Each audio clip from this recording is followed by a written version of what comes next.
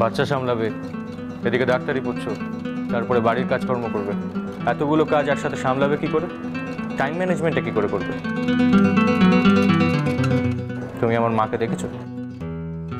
নিজেকে medical student যখন বলছো তখন বুঝতেই পারছো পেশেন্টের কন্ডিশন কতটা সিরিয়াস। I understand sir.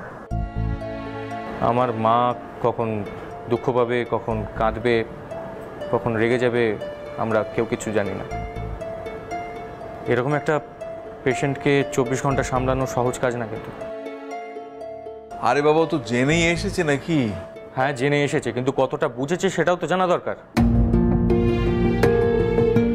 আমার মায়ের যা কন্ডিশন, যে কোনো সময় যে কোনো কিছু ভুলে যেতে পারে, ছোট বড় জ্ঞান হারিয়ে ফেলতে পারে। তোমার বাচ্চা এবং আমার মাকে একসাথে রাখা যাবে না, ইটস ভেরি রিস্কি। সেক্ষেত্রে তুমি কি করবে? পাপান, শোন শোন শোন, আমি বলি কি যে আমার মেয়েটাকে না এক নজরে ভালো লেগে গেছে। তাছাড়া মেয়েটা কিরকম চট করে তোর মাকে কিরকম সামলে দিল, তুই তো নিজের চোখে দেখলি। তারপরেও দেখেছি। এবার আমাকে কথা বলতে দাও প্লিজ। বলো।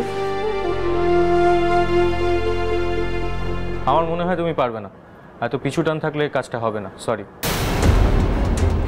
আমরা একজন ফ্রি কাউকে চাইছিলাম যে বাড়িটা সামলাবে, আমার মাকে সামলাবে।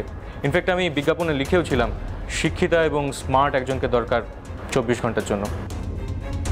হ্যাঁ, বাড়িতে পুষ্পা আছে, বাড়ি রান্নার লোক আছে, ঠিকে কাজের লোক আছে, বাগানে মালি আছে, পুকুরে মাছ ধরার লোকও আছে, কিন্তু এদেরকে কন্ট্রোল করার জন্য, মানে সংসারটাকে ধরে রাখার জন্য লোকের বড় অভাব। আমার বাবাকে দেখছো? উনি এরকম হাসি খুশি থাকতেই পছন্দ করেন, কিন্তু সংসারের দায়িত্ব সামলানোর ব্যাপারে ওনার কন্ট্রিবিউশন একেবারে জিরো। অবশ্য আমিও চাই বাবা এরকমই থাকুক, সারাদিন হাসি ঠাট্টা করে থাকুক, কিন্তু কাউকে সাহায্য করতে গিয়ে উনি আটকা পড়ে যান, সেটা আমি চাই না।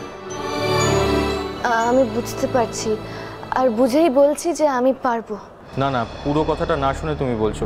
যে কাজ করবে তাকে মাসে কি বাজার হবে, রোজ কি রান্না হবে, সেগুলোও দেখতে হবে। মাকে রোজ দেখার সাথে সাথে রোজ চেক আপ করানো, হসপিটালে নিয়ে যাওয়া, ডাক্তার দেখানো, নিয়ম মতো ওষুধ খাওয়ানো, হাজারটা কাজ রয়েছে। তোমার বয়স অল্প, তোমার দ্বারা এত কাজ হবে বলে আমার মনে হচ্ছে না। আমি ঠিক কনফিডেন্স পাচ্ছি না তোমার উপর। একটু ভরসা করে দেখলে ঠকতেন না, এটুকু বলতে পারি। লোক, আমি শেয়ার মার্কেটে বিজনেস করি, বাড়িতে থেকেই কাজ করি, কিন্তু সকাল 9টা থেকে বিকেল 4টে পর্যন্ত আমি নড়তে চড়তে পারি না।